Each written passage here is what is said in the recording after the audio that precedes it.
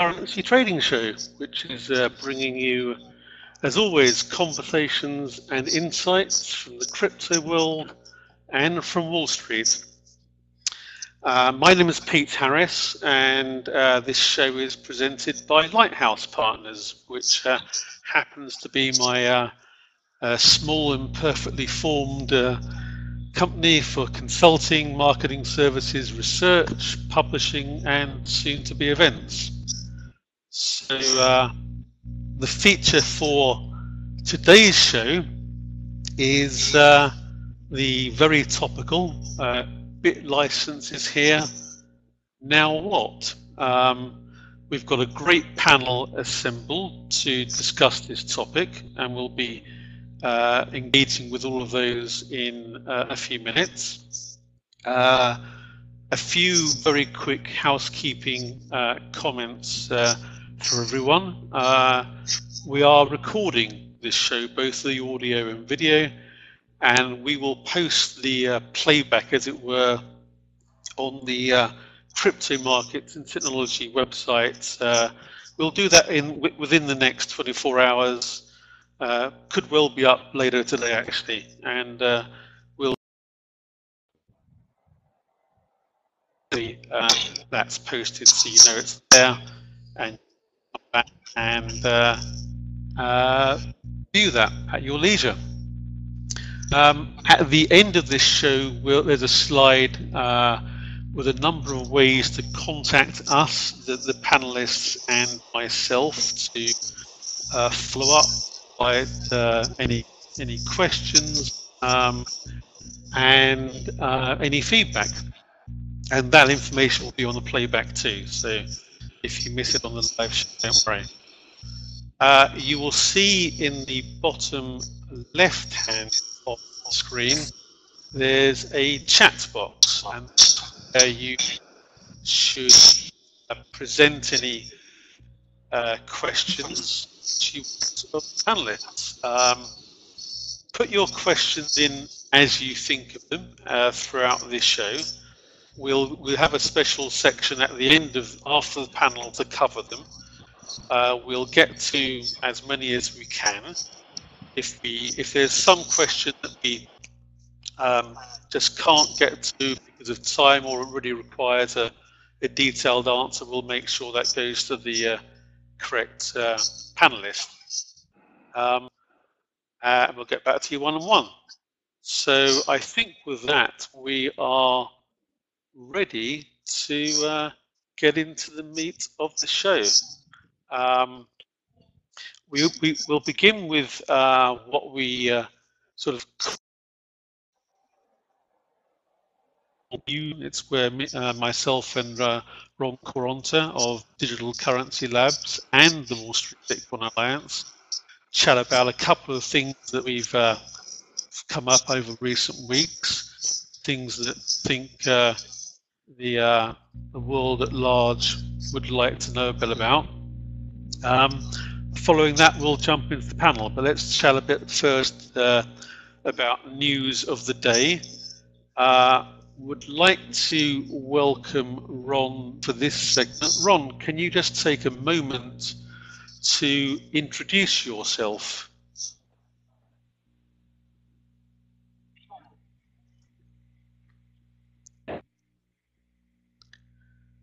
And can Ron do that? Digital currency space.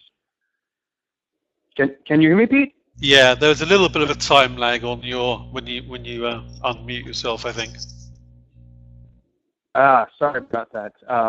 Okay, sorry everyone. My name is Ron Quaranta. I am Chief Executive of Digital Currency Labs, a fintech provider in the digital currency space. I also happen to be the Executive Director of the Wall Street Bitcoin Alliance, a trade advocacy group for Wall Street in the digital currency age. Great. And those of you who have been on these shows in the past know that knowledge about the crypto world and comes from a financial trading and technology background. So it's a good person to chat about events of the day. First subject I thought we'd chat about Since our last show, a few things have happened. Global exchanges. Pete, you're cutting out a bit on your Okay, headset. I'll try and do something about that. It may just be pure internet connection.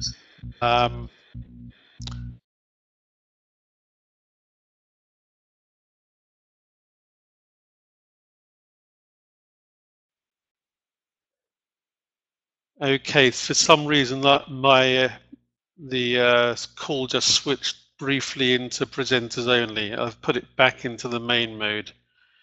Yeah, you guys might need to unmute yourselves again.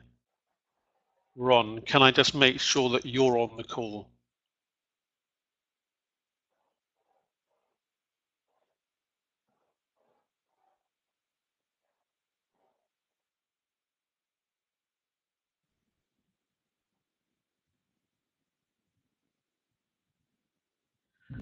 Pete, can you hear me? Pete? Technical hiccup. Ron, can I hear you, please? Can you hear me, Pete? Hi, Ron. Can you speak again? Hello? Hi, Ron. I can hear you. Can you hear me? Okay. Good. Not sure what happened there. The webinar just switched itself into a private mode. I hope it doesn't do that again. Let's just try and push on since we've got people on the call, and I want to make sure they get to hear what they came here for. Let's talk a bit about recent events with NASDAQ and NYSE. NASDAQ's done a couple of things. They've working with a new Bitcoin exchange called Noble Markets. They're providing markets, and I believe they're also providing a lot of expertise about running a market. They also recently made an announcement saying they were exploring uses of blockchain technology, blockchain being the technology that underpins Bitcoin. And they've kind of got a far-reaching initiative to study how they can use blockchain technology, and I believe they've already decided they want to use it in one of their markets called the NASDAQ private market. So that's very interesting that a major exchange is getting involved in that way. New York Stock Exchange, you know, at the beginning of the year made an investment in a wallet provider called Coinbase, which subsequently launched an exchange. And NYSE have just very recently released a Bitcoin index based on, I think, initially prices only from Coinbase, but in the future, other exchanges. So it's very interesting that major exchanges, global names that everyone knows, are getting involved in Bitcoin. What do you think, Ron? And for those of us who have been in the industry, this is a relatively natural evolution of the NASDAQ and New York Stock Exchange interest. And if there's any more stronger indication of the New York Stock Exchange and NASDAQ and the overall market's interest in the technology that underlies Bitcoin and what that technology can do to make financial markets more effective and more efficient, I don't know what could. I suspect that we will, in relatively rapid order, see NYSE and NASDAQ begin to expand both the capability of offerings using blockchain technology, as well as what I suspect are the analytics or the information surrounding the use of that. So you mentioned the New York Stock Exchange Bitcoin Index. We are truly getting into a space where the framework to trade and leverage blockchain in the financial markets is going to proceed at a rapid clip. Right. Yeah, that's kind of what I think too. I think this is the beginnings of what we're seeing is involvement from players that the financial markets know about, already deal with, NASDAQ and NYSE being a couple of them, but we've had also recent news from companies like Cinnober, who are an exchange technology provider, Sure. who are working with an exchange, CQG, which is a quote and market data and order routing provider, is also working with an exchange. So kind of a natural evolution for companies that the fintech world know getting into the crypto world. Yeah. Yeah. And to that point, Pete, we will, again, a bit of predictive hat, but we will rapidly see the major global vendors now begin to get involved, simply because they need to, I hate to overuse the phrase, bridge that gap between these exchange technologies, for example, and the global market participants. Great. So moving on to the next item, this is one that you wanted to chat about, Ron. So I'll let you kick this one off about Overstock.com, or I think kind of an e-retailer, and they're issuing their own crypto security on the blockchain. What does that mean? Yeah, so Overstock.com and in particular Overstock CEO Patrick Byrne have begun to move forward on executing his plan for what he called the Medici project, which was essentially the creation of a decentralized exchange, originally a stock exchange. But apparently, the first iteration of that is Overstock issuing a corporate bond on the blockchain itself, essentially the world's first, I guess you can call it official crypto security.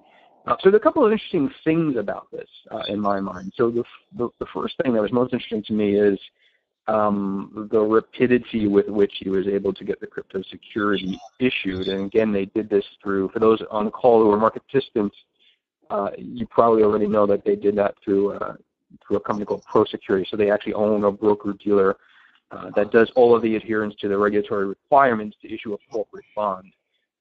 But I think it's an interesting statement and potentially an interesting on-ramp to additional things in the marketplace. So you need to have, for an evolving market, particularly from a derivative standpoint even, having a pool of investable debt, corporate, and on the assumption they're going to be other corporations or entities that issue debt on the blockchain, you begin to get into a world where you can create many different types of products.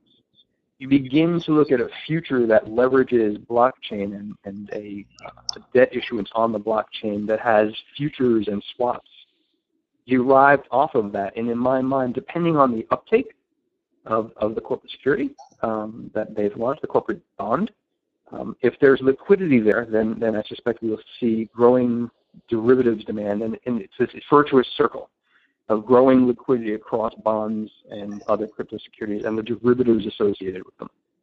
Okay. So how would someone, either an individual or a trading firm, a hedge fund, engage with that security? How on earth do they find it and trade it? Right. So right now it is it's basically a private listing, right? So Overstock, presumably through financial arm or through intermediaries, reached out to hedge funds and essentially what are called 506C accredited investors. So everyday retail investors could not at this point participate in this. It is particularly targeted to what they call accredited investors, and privately, at least right now, by invitation. Right. But I suspect we'll see that evolve relatively rapidly. Okay, but it's very much a private market, if you like. It's not something that you can. It's not an exchange as we know it. It's kind of an over-the-counter trading mechanism.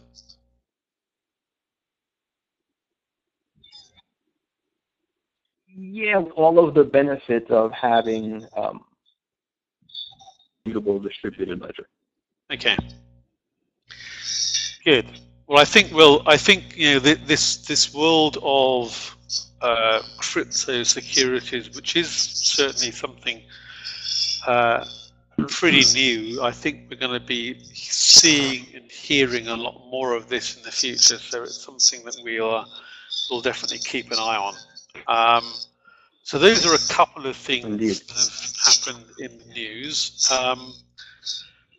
Before we move on to our main panel, I want to just give Ron a couple of minutes to put on his Wall Street Bitcoin Alliance hat and make a little announcement from that. Sure, and thank you, Pete. So for those of you on the call who may be familiar, we launched the Wall Street Bitcoin Alliance as a trade advocacy group for Wall Street and the digital currency age in March of this year after many months of work. The executive committee represents a really powerful cross-section across financial technology and banking, brokerage, trading, and exchanges. We are very proud to announce that as of today, individual memberships are now available. So individual members of the financial services community, again, it's a very curated membership. We want participants who operate in the financial markets world can go onto the website and apply for membership. Once approved, we are provided a link for payment of dues as well as the portal to access all member services. And I can tell you that for the price point, the access to services that you get, including unlimited free access to every webinar with every or conference call with every major industry participant, access to virtually all networking meetings that happen in the New York and on the East Coast, access to discounted education with strategic partners like the Digital Chamber of Commerce. It's certainly value for the money, and we've already got a pretty heavy queue of individuals in the space who are interested. So we're very proud of that. And anyone on the call who would like more information, certainly feel free to reach out. And the website is? The website is www.wsba.co. Okay. Let me just type that into the chat box so everyone can see it. I think that's right. Certainly encourage everyone to go check that out. I think it's got some great benefits for people who are in this space, or just especially those just getting into this space. It's a great way to learn what's going on and really, begin to make a difference. So early days for the Wall Street Bitcoin Alliance, but I think there'll be a lot more to come from that group. So on with the show, and on with the show in particular with the feature panel, which is on the subject of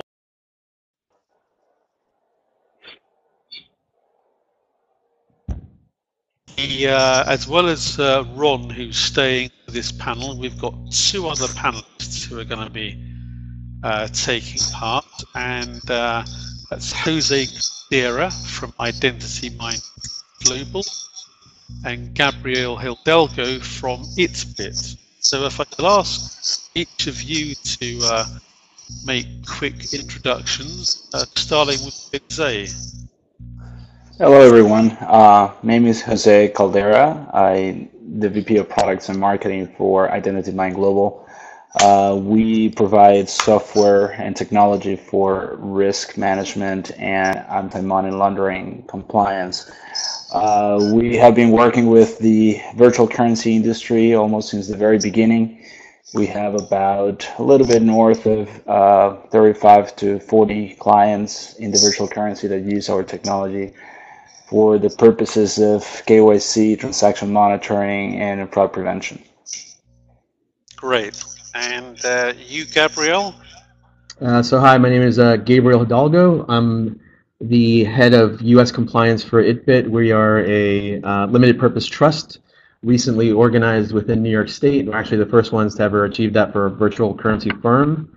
What we do is we have a trading platform for customers to be able to convert fiat to Bitcoin and from Bitcoin to fiat, with a lot more interesting developments to come.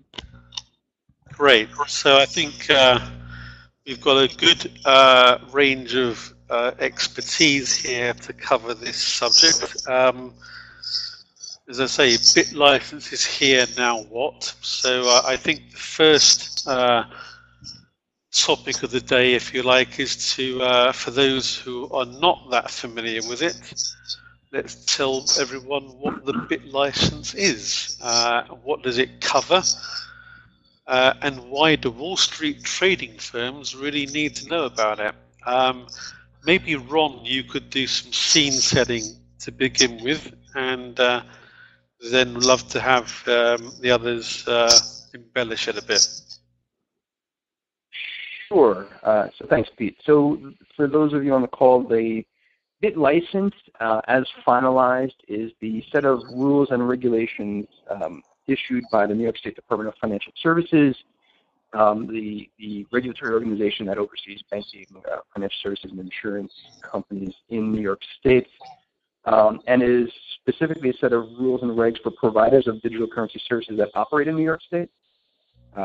In particular, those firms that will custody client funds or will enable clients to trade or change virtual currency to fiat currency and back.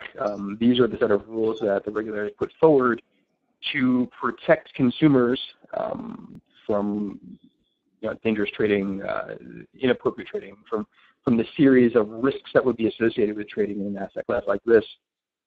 It is important from the perspective of, in essence, it's the first of its kind, relatively speaking, and with New York City being essentially the most important financial center, at least in the country, it is presumed that it might be a template in some way, shape, or form for other states to emulate.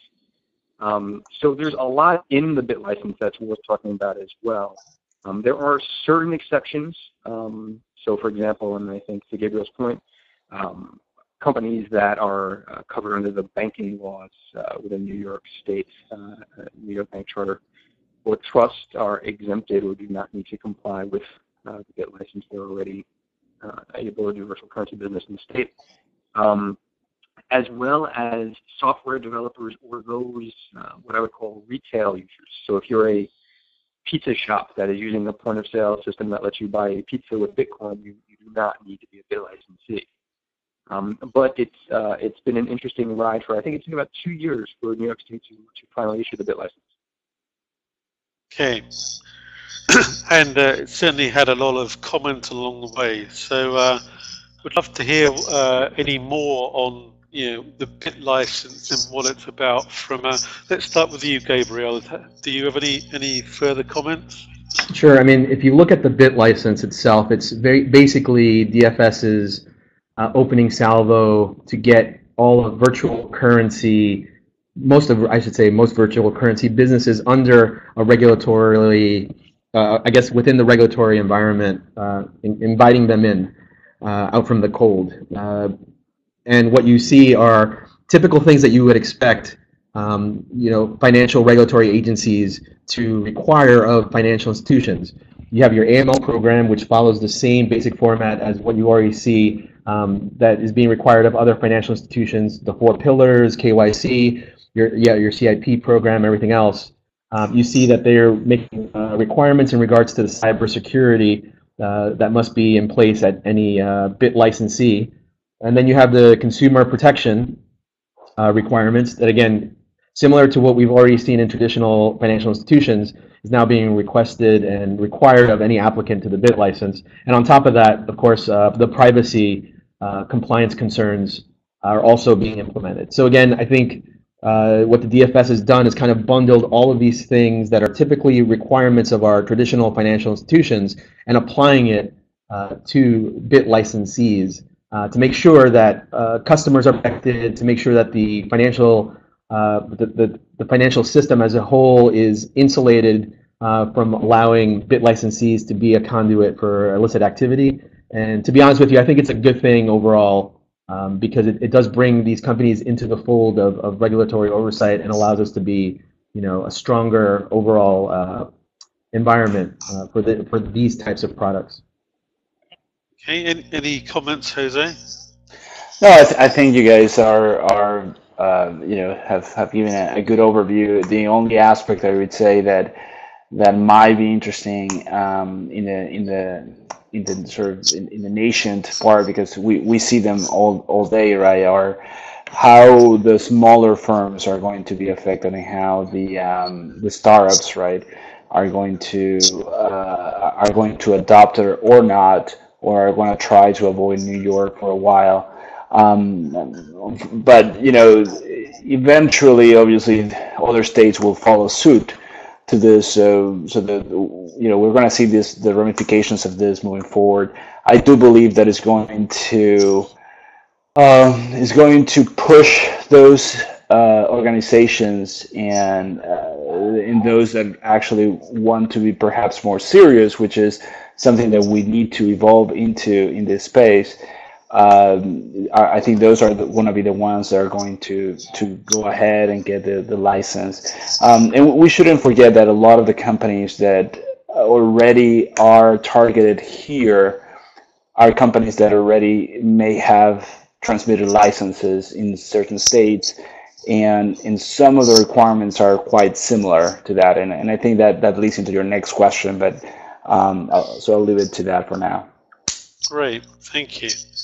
Yeah, indeed. I think what you said, Jose, is definitely a good segue to the next question, which is, how does BitLicense relate to other similar regulations? In fact, I'd actually ask, some people have asked me, why is a BitLicense needed at all? Aren't the current regulations in place for already compliance in markets such as equities? Can't these simply be adapted to cryptocurrencies? So maybe along the way, we could get some answers on that. But certainly, from a point of view of someone involved in this, already dealing with certain regulations, how similar are they? Where's the overlap?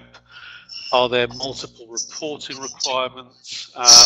How much of a big deal is this? Maybe we could get Gabriel to begin with this one.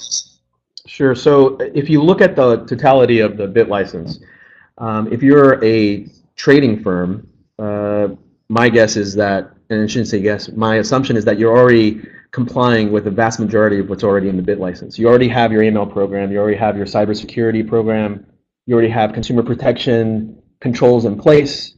I think from a reporting requirement perspective, the one thing that I think is interesting to note within the BitLicense are two specific areas.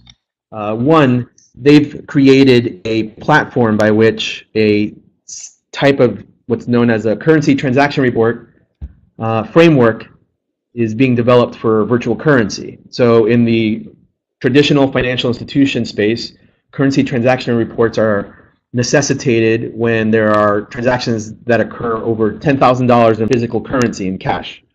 For the virtual currency, DFS has required that BIT licensees provide reporting similar to that, but in the space of the virtual currency. So any transactions over $10,000 by a single entity/individual within the same day in virtual currency is going to require a virtual currency CTR. So that expands kind of the scope, and not just physical cash, but it actually requires on a virtual currency reporting perspective that type of report. Secondly, they've also included an aspect here where if a firm is not required federally to report SARS, under the BIT license, they'll be required to report suspicious activity to DFS. And again, that's an extension of a commonly known mechanism within the traditional financial institutional regulatory space that has now been extended to firms that may not be under the oversight of a federal regulator or a state regulator in regards to having to file SARS, but now under the BIT license platform, you're going to need to file SARS, but to DFS. So in those two aspects, you can see where the coverage that DFS is providing with the BIT license expands to possibly areas that were not covered before. So you can see where the BSA and AML requirements are similar. Actually, they're almost identical to what's already being required by all of the federal and state regulations for traditional financial institutions, similar to what's already being required for money transmitters under the MSB protocols. Overlap, I would say it completely overlaps. And if you look at the cybersecurity, consumer protection, privacy protections, they're basically lockstep with what's already out there. So in effect, what they're doing here is expanding it and bringing to the fold these virtual currency businesses that, due to the nature of the underlying asset, which is what Bitcoin and virtual currency has been defined as by the IRS as an asset, they're now bringing those into this fold so that they can also meet these types of requirements. Okay. Jose, anything to add to that? I think there is a smaller differences in the record keeping. I think the New York is 7 years, and there are some additional attributes from the transactions that need to be kept. But other than that, I think Gabriel, sort of summarized reasonably well the differences between the current regulations and the license. The one thing to stress, I think, it's that it is actually not that different. It's a small extension of what we've seen just at the state level, and it does change a little bit of the scope of who needs to apply for it and have a BIT license. But by far, for those of us that have been in this work for a while, then it's not that different. I think it's going to be more a business impact than an actual procedural, if you will. Okay, Ron, any sort of remarks you've got from chatting to some of the people in the Wall Street marketplace? Yeah, certainly, and I concur certainly with Gabriel or Jose's perspective, and conceptually having the BIT license is a good thing from the perspective of consumer protections and from the perspective of what I would almost call legitimacy in the financial markets. What I would add to that, however, in my conversations, which are both with institutional firms on the street as well as a wide-ranging series of startups on both coasts, it is clearly meant to be protective, or at least to favor those financial market participants that are, as Jose and Gabriel mentioned, already have compliance and reporting structures and frameworks in place. What that does to the kind of small army of startups that were hoping to reinvent the financial markets, it essentially, in my mind, puts many of them out of the game, or at least makes it a significant barrier to entry. So it kind of disrupts the disruptors. Yeah, I mean, I think it almost felt like it put a brake on them, right? I mean, and in fairness, some of those disruptors are probably shouldn't be playing in the sandbox of the financial markets. Certainly didn't have enough of consumer protections that a DFS would be looking for. But it operates, in my mind, for at least some of these startups as a bit of a speed bump. Right. Okay. But to move on a little bit for trading firms on Wall Street that are established, they've been around for a while. They've put in place compliance programs. They'll be familiar with things like anti-money laundering, know your customer, suspicious activity reports.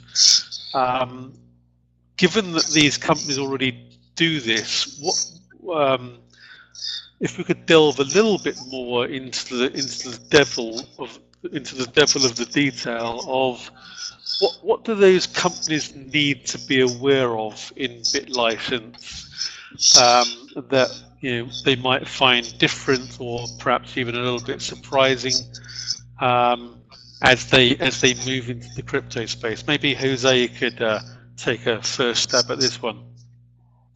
Well, I think a lot of it Gabriel and I cover already on the last, I think that there is a little bit difference the scope from federal regulatory to the bid license. So the bid license cover more characteristics than the current regulatory framework. Specifically to what is again, you have to file SARs now against the DFS. You have to the CTR changes because now you have to take into account the virtual currency. One thing that I don't remember reading in the license, and maybe Gabriel, you know, but I don't think it accounts for the volatility of the fluctuation of the digital currency. So, for example, if one day goes to $100 and the next day to $1,000, I don't think you have to comply to that. Even though I think originally it was in the DFS, so maybe there's still some room for definition, and I think how the process itself is going to work, I think the DFS doesn't quite know yet how it's going to work. For example, things like the format of the SAR, for example, right? It's something that is very well defined if you are working with FinCEN right now. I don't think those kind of protocols have been clearly defined yet. So I'm sure that whenever that implementation is going to happen, then we're going to see the details of that. I think there is, for example, what happens when you're going to STAR, right? We know very well what is going to happen within the next 40 days. For those current customers, it is unclear as to how long the new firms would have to have ahead of time to apply, given that the results of the application or the approval of the license could take some time. So it's unclear of whether people would be approved to operate, the new people, not the old ones, while they get the license. So there are some details that are still not quite there, and I'm sure that as we progress and as companies start signing up, there are going to be clarifications and new guidelines or more specific guidelines. I think that is fair for every new regulation.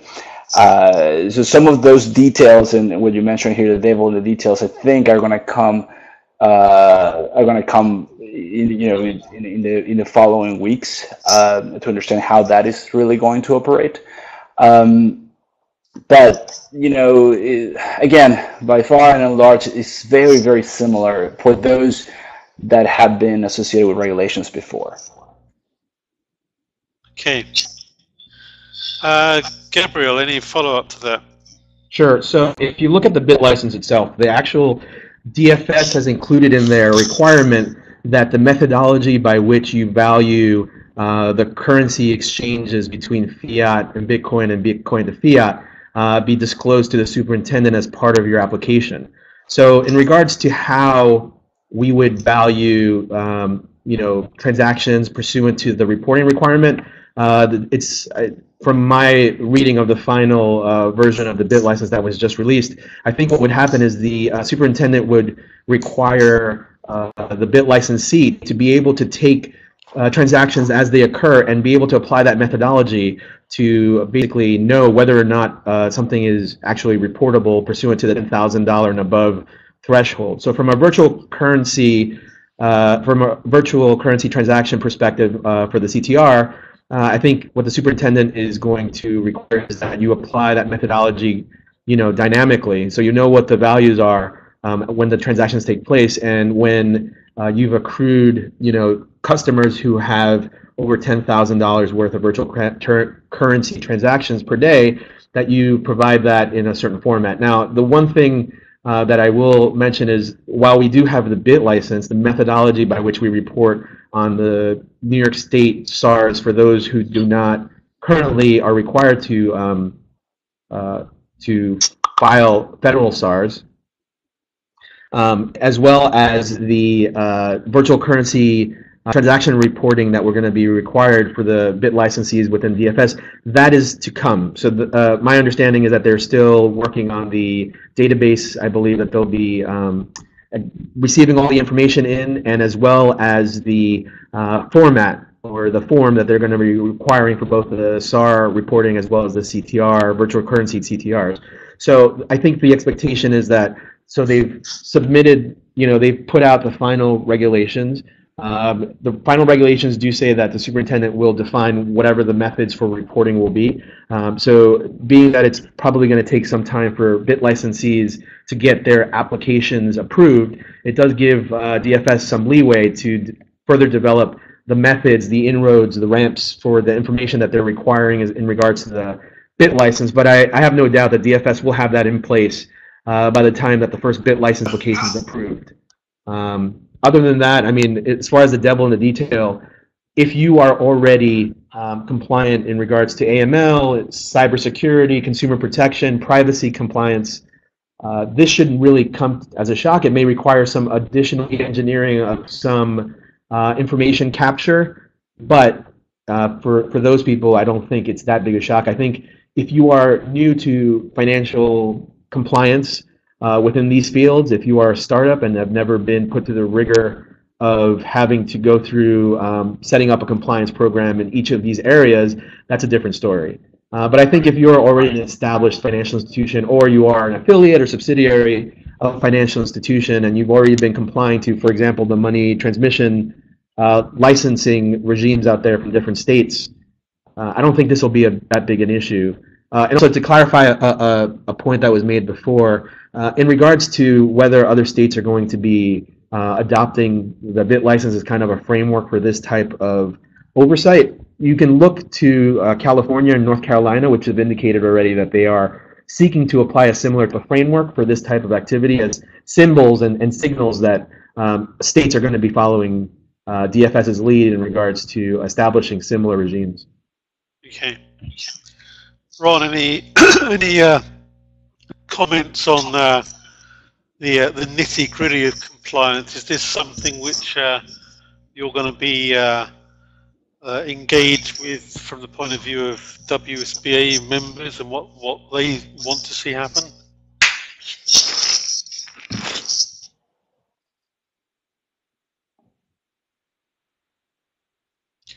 Is Ron there?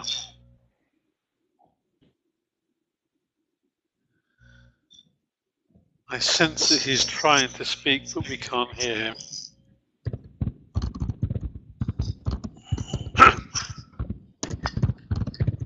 Okay, not sure where Ron is. Can you hear me?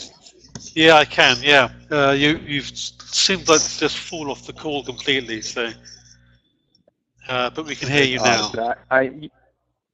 Good. Okay. Yeah. Just to add on to a bit of what Gabriel and Jose were saying, and certainly the WSBA has a working group looking at regulatory and compliance practices, and for those trading firms, there should be no surprises. And I think Gabriel mentioned that the compliance practices are relatively known. From a devil in the details perspective, I would actually take the conversation a bit further around understanding: will the framework or the definition of what constitutes suspicious activity in the digital currency space change over time, right? The digital currencies are a relatively dynamic marketplace. Will the perspective of virtual currency to virtual currency change any definition of what a suspicious activity is? Will DFS monitor or review? I think there's something on the order of 300 digital currencies around the world, and while certainly not all of them are applicable or certainly not something that fall under the BIT license, that some of that may change. Will that be part of what defines over time for DFS suspicious activity? It'd be interesting to see how that evolves. Okay. So I think the basic takeaway from this though is that there is devil in the details. Some of it is not yet known to the world. Some of that's coming from DFS in the future, but there's an awful lot of overlap between current regulations and the BIT license. So looking to the future a bit, just a final question from me. What should Wall Street firms expect now from either New York Department of Financial Services or from other regulators with regard to cryptocurrencies? Are we going to see, I think we've mentioned a little bit other states are looking at this, but are we going to see further action from people like CFTC or SEC, maybe even international regulators looking at cryptocurrencies? And how do you think the fact that the bit licenses here is going to help or hinder Wall Street firms already engaged? Let's have Gabriel address that one. Sure. I think it really depends, and I think what we need to also understand is, the bit license is great. I think it's a great opportunity for firms to really jump in and basically get that regulatory seal of approval that they are operating in a legitimate space, that they're not allowing any illicit activity to occur on their platforms. But I think that as you go past the bit license, look, the states are probably going to adopt similar platforms such as the bit license. When you look at California and North Carolina, they've stated that they are going to do that. New Jersey's implementing a kind of it looks like some sort of tax program to basically engender virtual currency firms to set up in New Jersey, as well as setting up some sort of assistance for them. But I think thinking greater than that, if you were to separate the actual virtual currency and look at the underlying technology, that's really where I think there's the evolution that occurs, and really where you'll get to see a lot of different regulators begin to apply what's been known as the traditional financial institutional regulatory framework to these next generation of products that are built around the blockchain and not so much about the Bitcoin in general. So you can see where the CFTC would jump in if their products and services, what they're normally traditionally been overseeing futures and all that sort of stuff. You can see where some of the other regulatory agencies would step in. Again, remember, Bitcoin itself has been defined as an asset by the IRS. However, the application of the blockchain to facilitate a more efficient system in other areas and other products and services, that's really where I think you'll find the intersection between the regulatory oversight of other agencies and the technology from our Bitcoin, what's been called or termed Bitcoin 2.0, which in reality is a blockchain-based solution for some of these traditional financial service products and services. That's really, I think, where you'll see it. Another thing that I think we all need to be aware of is some countries have already outlawed the use of Bitcoin within their jurisdictions, but I don't think that's going to be a big trend. I think, quite honestly, that as countries out there in the international space look at blockchain, as they look at virtual currencies, not only will they see the opportunity to allow their residents to kind of build and be entrepreneurial, but it'll probably provide them with system efficiencies that right now they don't have. A big area, I think, of development that we're going to see quite quickly, and we've probably already seen some initial developments from startups, is in the money transmission space. Traditionally, your traditional money transmitters charge, a fee of, I don't know, $10 or something like that in regards to whatever it is that they're transferring. So when you have a community of expats, immigrants, for example, from South America, they're sending dollars back to their families and they're working here in the U.S., there's a fee that's charged to that transmission, and those companies rely on wire transmissions from the big traditional financial institutions in order to batch and send these to their agents in whatever these countries are. With the blockchain, not only can you do it in a faster method, but you could also do it in a cost-efficient method. And you can see that now with some of these startups as they start presenting their products to, out there. They can do it quicker, they can do it more cost-efficient, and in fact, because of the way the blockchain works, it provides an audit trail so that you can actually see, what the addresses were that both sent and received the funds. So you can see similar types of innovation occurring in the blockchain 2.0. And when you see that, and you see the blockchain plus you see how we will efficiently create new ways to convey funds or send documents or assets. That's when you start to see some of these, I think, other agents jump in to get a better understanding of what the underlying protocol is going to be, what the efficiencies are, as well as how they now need to apply the regulations to this new set of tools. Okay, Jose, anything to add? Yeah, I think we haven't seen much yet. I think regulation is going to continue happening as new applications come through. I think consumer protection is going to be a big thing coming down the line. I think most of the things that we've talked about so far in consumer protection are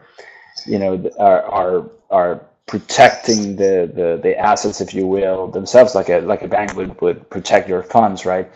But we haven't talked about the consumer protection when you buy something with Bitcoin, right? So that is parallel to credit cards or other types of that. So that all of that is going to be driven based on consumer adoption of applications that use virtual currency. So as those applications come into play, as remittance becomes more prevalent, as buying goods with virtual currency becomes more prevalent, all of those things are going to